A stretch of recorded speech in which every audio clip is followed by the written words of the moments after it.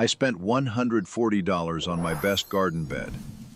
Cedar boards, stainless screws, 40 pounds of premium soil mix from the garden center in town.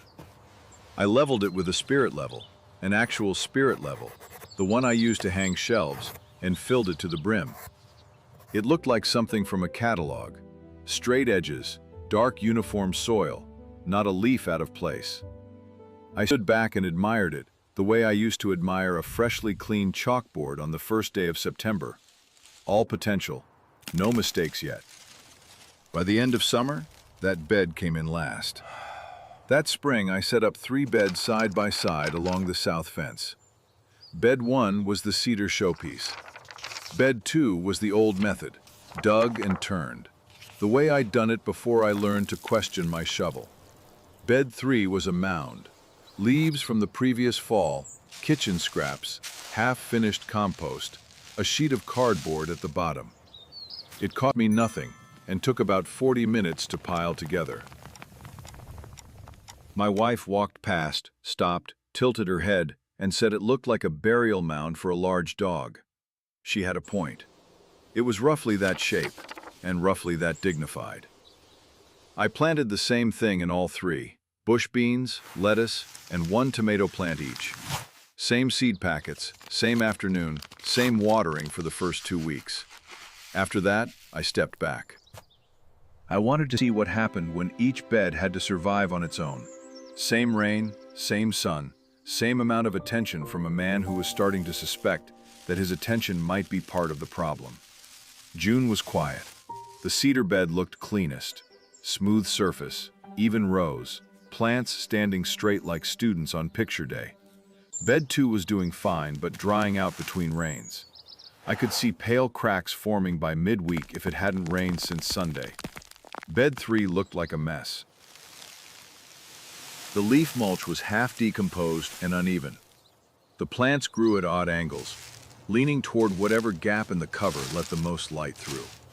If these beds were a classroom, Bed 1 was the kid in the front row with a sharpened pencil. Bed 3 was the kid drawing monsters in the margins, who somehow scored highest on the exam. Then July arrived, and with it came 2 weeks without meaningful rain. Not a drought, more of a dry spell, the kind that separates what's surviving from what's actually growing.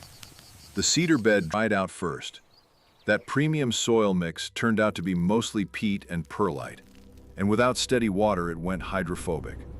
I stood there on July 19th, 34 degrees in the shade, watching water bead on the surface and roll sideways instead of soaking in. Bed 2 cracked open like a dry riverbed, pale, hard, tight. Bed 3 barely noticed. Under the decomposing leaves, the soil stayed cool and dark. I pushed my finger in on the hottest afternoon of the month and felt something like a damp sponge. The mulch was holding moisture, shading the surface, feeding the biology below as it slowly broke down. No product required, no purchase necessary. August told the story in beans and lettuce. The cedar bed gave me a modest handful of beans and a few lettuce heads that bolted early in the heat, bitter, tough, done by mid-month. Bed 2 produced about the same, slightly less. Bed 3 gave me beans for 3 weeks running. The lettuce lasted into the 3rd week of August without bolting. The tomato plant on the mound was the tallest of the 3 and set more fruit than I could eat before it softened on the vine. Late that month, I crouched beside each bed and dug a small hole with my hand. Bed 1, the $140 showpiece, had nothing visible below the surface. Clean, uniform, lifeless. It smelled like the bag it came from. Bed 2 held a few pale roots and 1 thin worm that curled away from the light. Bed 3 had worms everywhere.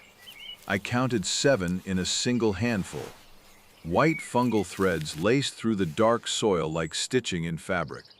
The smell was that deep, sweet after-rain scent I've learned to recognize as the smell of ground that's working. The worms had made their choice, and they didn't pick the expensive option. I sat on an overturned bucket between the beds that evening. A goldfinch landed on the cedar edge, looked at the bare soil, and flew to the mound instead. I watched it pull something from between the leaves and disappear into the hedge. Even the birds knew. 3 beds, same fence, same summer. The one I designed and paid for performed the worst. The one I piled together from scraps and leftovers, the one that looked like a failed landscaping project, outperformed everything in every way I could measure. Not because of anything clever I did, because a pile of organic material on cardboard creates conditions that feed themselves: moisture cycling, nutrient release, biological activity, all running quietly without a schedule or a receipt. The cedar bed was a container. Bed 3 was a conversation between soil and everything living in it. I still have that cedar frame. Last October, I filled it with leaves and let it sit. It might catch up this year, now that it has something to work with besides perlite. $140, and the lesson was free. The summer everything fell apart is next, and one plant that refused to go down with the rest. What it did has something to do with what Bed 3 already showed me, though I didn't connect the two until much later.